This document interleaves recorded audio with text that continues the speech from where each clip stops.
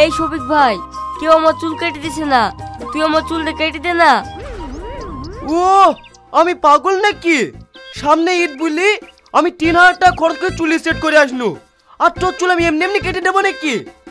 ফিতে কেন করবি? লেলে ভাই, তোকে এক প্যাকেট বিড়ি দেবো। তুই যেমন চাষা তোর মুখে বিড়ি মানাবে। সামনে যে ঈদ, ভালো ভালো ছেলুনেকে চুল কাটবো, দুটো সিগারেট খাবো, সে ক্ষমতা তোর নাই। ভালো ছেলে না চুল কাটে কি হবে বল? ফালতু ফালতু পয়সা নষ্ট। তাই থেকে তোর কপালে একটা মেয়ে জোটে না। রিলেটিভ স্টাইলিশ করে চুল কাটলে না, তোর পিছনে হাজার হাজার মেয়ে ঘুরবে। এই শফিক, তুই সত্যি বলছিস ভাই? ভালো ছেলে না চুল কাটলে মেয়েরা আমার পেছনে ঘুরবে? অবশ্যই ঘুরবে, তার লেগে তো হাজার হাজার টাকা খরচ করি চুলের পিছনে। তাহলে আমিও যাবো ভালো ছেলে না চুল কাটতে, তুই আমাকে কবে নিয়ে যাবি? ঠিক আছে, কালকেই যাস।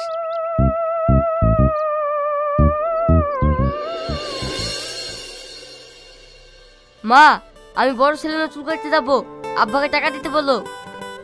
আমাকে কেন বলছি? তোর আব্বাকে গিয়ে বলগে না? আব্বাকে বলি কোনো কাজ নাই, বড় সেলুনে একগুচ্ছ টাকা লাগবে, অত টাকা আমি দিতে পারবো না। তাই ঠিক তো, 2 বছর ধরে মেয়ে দেখছো, আমার সাথে একটা বিয়ে লাগাতে পারলি না। কপালে যেদিন বিয়ে লেখা থাকবে সেদিন বিয়ে হবে, অত তাড়াহুড়ি করিসনি। আমার বিল নিয়ে আমি তাড়াহুড়ো করছি নি, আমার বিয়ে আমি নিজে করে নিতে পারবো। তুমি আমার চুল কাটার টাকা দিবা কিনা তাই বলো। ওগো, সামনে বছরকার দিন আসছে, ছেলেটা এই যে চুল কাটার জন্য টাকা চাইছে, তুমি দিতে পারছো না? তোমার না সবসময় বেশি বেশি। এই শোন,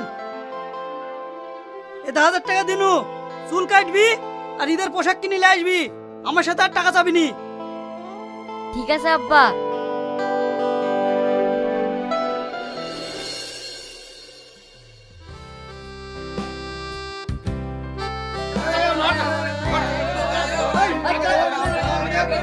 এই তোমরা হইতে করবে না, কেউ যদি লাইন ভেঙে আগে যাওয়ার চেষ্টা করো তার কিন্তু 1000 টাকা ফাইন লাগবে।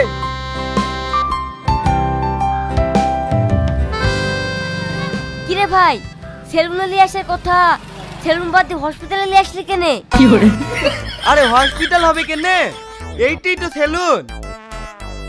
এই সেলুন তো, তাহলে মানুষগুলো রোগীদের মতন গড়া করে খাচ্ছে কেন রে? এ রে, 3-4 দিন খাওয়া নাই দাওয়া নাই, চুল কাটার লেগে লাইনে বসে আছে, একা দুটো অসুস্থ হবে। চুল কাটার লেগে 3-4 দিন লাইনে বসে থাকতে হবে? ও রিডে মেয়ে পড়া বা, আর 2 দিন কষ্ট করবে না। চ ভিতরে চ, লিস্টে নাম লিখে দিই কি।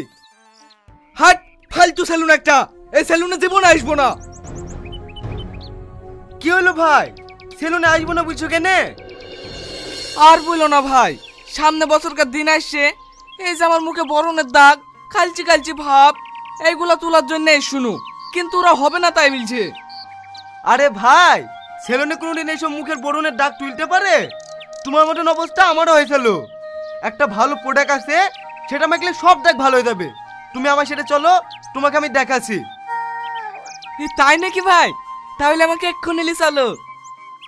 এ বিশু, তুই একটু বস, আমি এক্ষুনি আসছি। ঠিক আছে, তাড়াতাড়ি আসিস।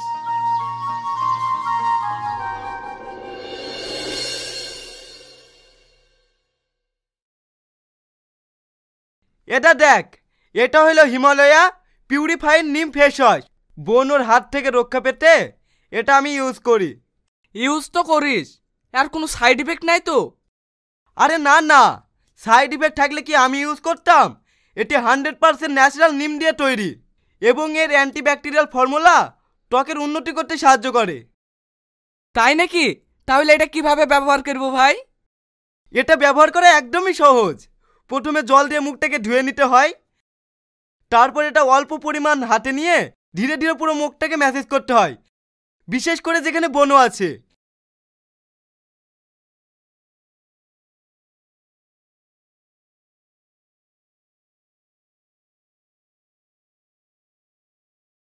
তারপরে পুরো ফেসটাকে জল দিয়ে ধুয়ে ফেলতে হবে। এভাবেই দিনে 2 বার ব্যবহার করতে হয়। এছাড়া এটি সাবান এবং প্যারাবিন ফ্রি, এবং এটার স্কিন ফ্রেন্ডলি পিএইচ প্রথম ময়েশ্চারের কাজ শুরু করে দেয়। ক্লিনিক্যালি প্রমাণিত এটি 99.9% বনু তৈরি করা ব্যাকটেরিয়া রিমুভ করে ও বনু না হতে সাহায্য করে। সেই জন্য এটা আমি কখনো ইউজ করতে ভুলি না। বাহ, দারুণ তো। তাহলে এটা অর্ডার করবো কিভাবে? আরে ভাই, এটা তুই অনলাইনেই পেয়ে যাবি, যেমন অ্যামাজন, ফ্লিপকার্ট, নাইকা, হিমালয়া অফিসিয়াল ওয়েবসাইটে পেয়ে যাবি। এছাড়াও লিঙ্ক ডিসক্রিপশন ও কমেন্টে পিন করা আছে। তাহলে বন্ধুরা আর দেরি কিসের? পিম্পলস থেকে রেহাই পেতে আজই ব্যবহার করুন হিমালয় পিউরিফাইং নিম ফেস ওয়াশ। ওরে বাবা রে, কালা ঘর রে। এই চাচা, এটা কালা ঘোরাবি কিনে? ওটাই এসি চলছে, তুই চুপ কর তো। এ আবার কে রে?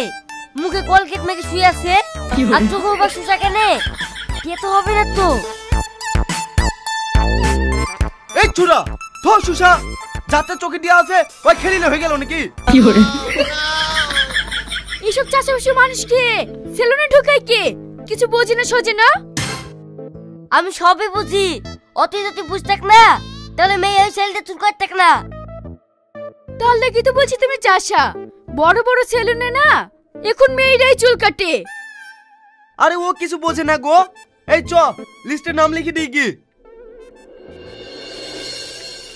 নাম বলো। বিশু কবিরাজ। বাপের নাম আর গ্রামের নাম বলো। কাটবে তো চুল, তাহলে এত কিছু লেখা কেনে? আরে বড় কি মানে চুল কাটলে এইসব অ্যাড্রেস লাগে? লেখেন, ওর বাপের নাম হলো সম্রাট কবিরাজ আর গ্রাম হলো আজলামপুর। কি করবে? ক্যারাটিং? এই শফিক, তুই আর কোথায় লেখছিস রে?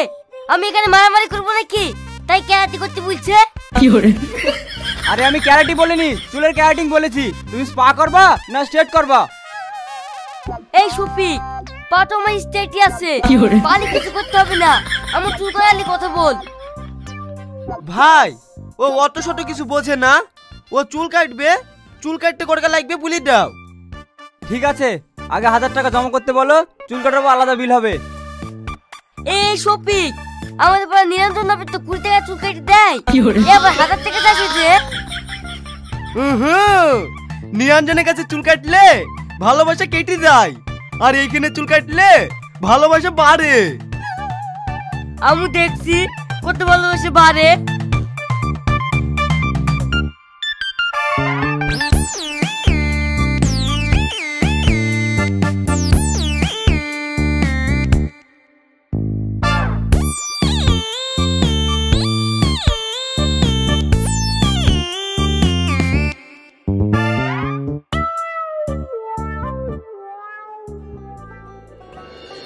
এদিকে খাবার নিয়ে এসি, তাড়াতাড়ি খেয়ে নাও। ঠিক আছে, তাড়াতাড়ি খাবার রেডি করো।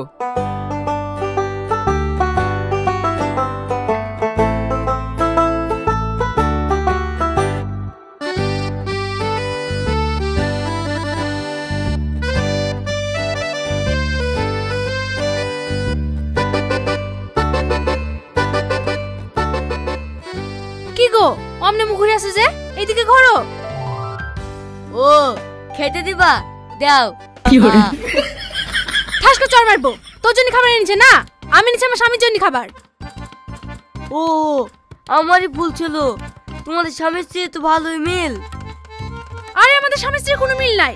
হৃদয় বাজার খাওয়ার টাইম পাই না বলে খাই দিতে এসছি। ভাবি ওর সাথে বকো না তো, একদম চাচা, ও আবার কি বুঝবে?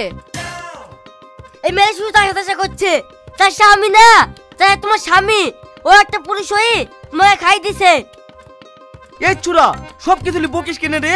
তাড়াতাড়ি বাড়ি চ, নাহলে পিছে যাবি।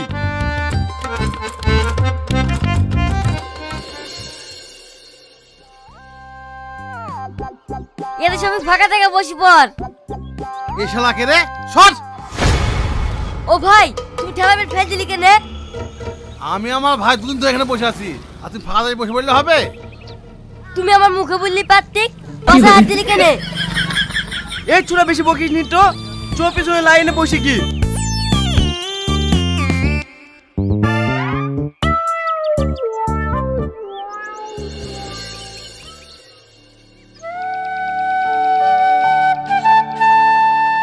কি রে বাবু, মুখ টুক সব শুকিয়ে গেছে। কালকে এসে তোর এখনো চুল কাটা হয়নি? মা, কাল কি ভোর 4:10 আমার চুল কাটা হবে। কালকে ভোরে চুল কেটে দেবে। তুই তো রাত জেগে মশার কামড়ে মরে যাবে মধু। তোকে চুল কাটতে হবে না, তুই বাড়ি চ। মা, আমার চুল কাটার টাকা দেওয়া হয়ে গেছে, আমি চুল কেটে গায়ে বাড়ি যাব। তুমি কি খাবার লেসছো আমাকে চাইতে খাইতে দাও। ঠিক আছে বাবু, খাইয়ে দিচ্ছি।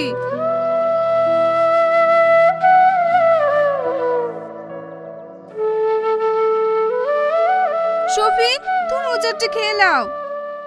চাচি দুঃখ করেন না, বিশু নতুন তো, তাই ওর একটু কষ্ট হয়েছে, আমার কোনো ব্যাপারই নাই। বিশু, আমি তোকে মাঠে যাওয়ার লেগে একদিন হুকুম করিনি, আর তুই সামান্য একটু ভালো করে চুল কাটার লেগে আজ তুই দুদিন ধরে না খেয়ে না দেই রোদে বসে আছি। আজকের দিন দেয় তো, কাল কি বাড়ি কি ভালো করে গা ধোবো। না না, রাত জাগা শরীর, গানা দিলে শরীর খারাপ করবে। তুই তাড়াতাড়ি গা ধুয়ে আয়গা, আমি লাইনে দাঁড়াছি। ঠিক আছে আব্বা।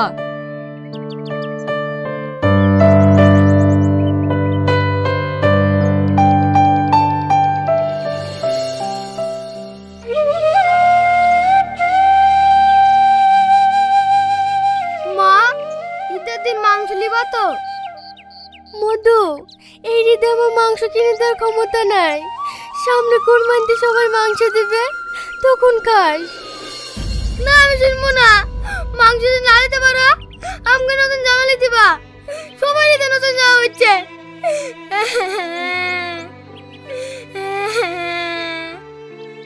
কাঁদিস নি মধু, আজকেই মরলতে বাড়ি যাবো। ওদের ছেলে পেলে ভালো জামা সব ফেলে দেয়, ওইটি থেকে তোকে একটা ভালো জামা লিখে দেবো। না মা, এবার আমি পুরাতন জামা নেবো না, আমি এবার নতুন জামা নেবো।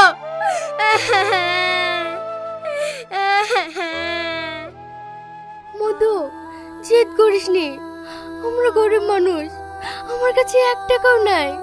তোকে জামা কি করে কিনে দেবো? আর যদি তোর আব্বা বেঁচে থাকতো, তাহলে তোকে নতুন নতুন জামা কিনে দিত। কি অবাক চাচি, তোমার সবাই কাজ ঝুঁকে কি করবো মধু, সামনে বছরকার দিন আসছে, আমার ছেলে নতুন জামা লিয়ার লেগে কাটছে। আমার কাছে 1 টাকাও নাই যে ঈদের বাজার করব। তাহলে এই হতভাগা মায়ের কাঁধে ছেড়ে কোনো উপায় আছে? ঠিক আছে চাচি, আমি দেখছি।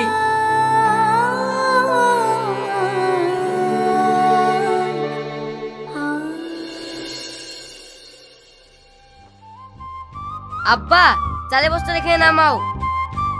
চাচি, এ দেখো তোমার ছেলে মেয়ের লেগে জামা, আর তোমার লেগে একটা কাপড়। আর এই লাও কিছু টাকা, ঈদে মাংস কিনে খাবা।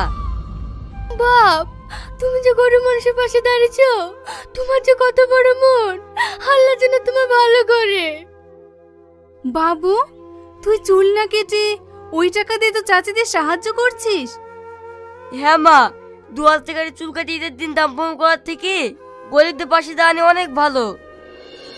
দেখলে বাপ, আমার ছেলের কত বুদ্ধি। বিশু ঠিকই করেছে, এই সমাজের অনেক বড় লোকরা ডান ভাই প্রচুর টাকা খরচ করে, কিন্তু পাশের বাড়ি গরিব মানুষটা বছরকার দিনে খাবার হইলো কি হইলো না আমরা কেউ দেখিনি। তাই আপনাদের সবারই উদ্দেশ্যে বলছি, গরিব মানুষের পাশে দাঁড়াবেন। আর ভিডিওটা ভালো লাগলে একটা লাইক করবেন। ধন্যবাদ।